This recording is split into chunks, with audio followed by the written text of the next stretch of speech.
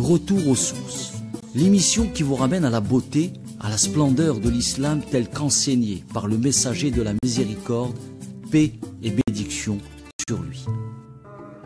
Bismillah walhamdulillah wassalatu wassalamu ala rasulillahi wa ala alihi wa sahbihi wa man walahu wa ba'du assalamu alaykum wa rahmatullahi wa barakatuh. Le paon, connu pour la beauté de son plumage, alla se plaindre un jour au lion, roi des animaux, de sa voix qu'il jugeait mauvaise et qui le rendait ridicule, selon lui, auprès des autres animaux, demandant au lion de la lui changer, disant que, pour un plumage comme le sien, il aurait été plus adéquat qu'il eût la voix du rossignol, qui ne manquait jamais de charmer l'assistance par la douceur de son chant. Le lion lui dit, « Certes, le rossignol a une voix enchanteresse, mais si Dieu l'a ainsi doté, son infinie sagesse a fait que chaque animal ait un talent particulier et des aptitudes qui lui sont propres. Si le rossignol te surpasse par la douceur de sa voix, tu le surpasses par la beauté de ton plumage.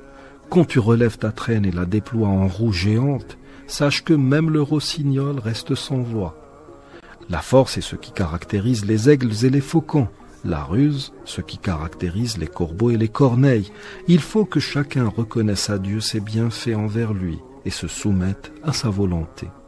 Dieu dit au verset 32 de Sourate Nisa, « Ne convoitez pas ce que Dieu a attribué aux uns d'entre vous plus qu'aux autres, aux hommes la part qu'ils ont acquise et aux femmes la part qu'elles ont acquise. Demandez à Dieu de sa grâce, car Dieu est certes omniscient. »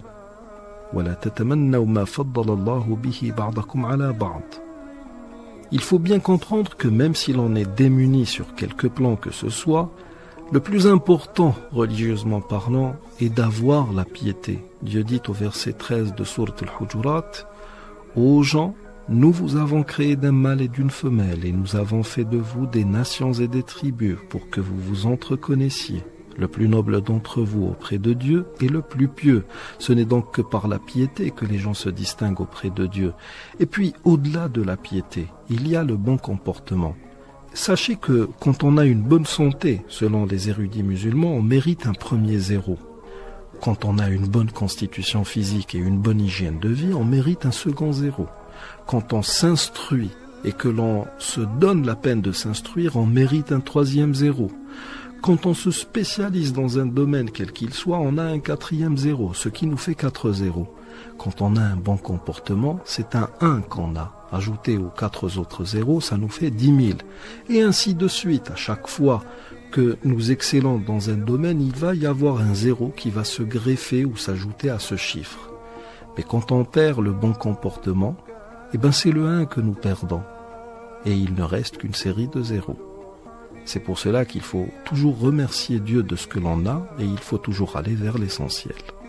Nous arrivons au terme de cette émission. Je vous remercie de l'avoir suivi. Assalamu alaikum wa rahmatullahi wa barakatuh.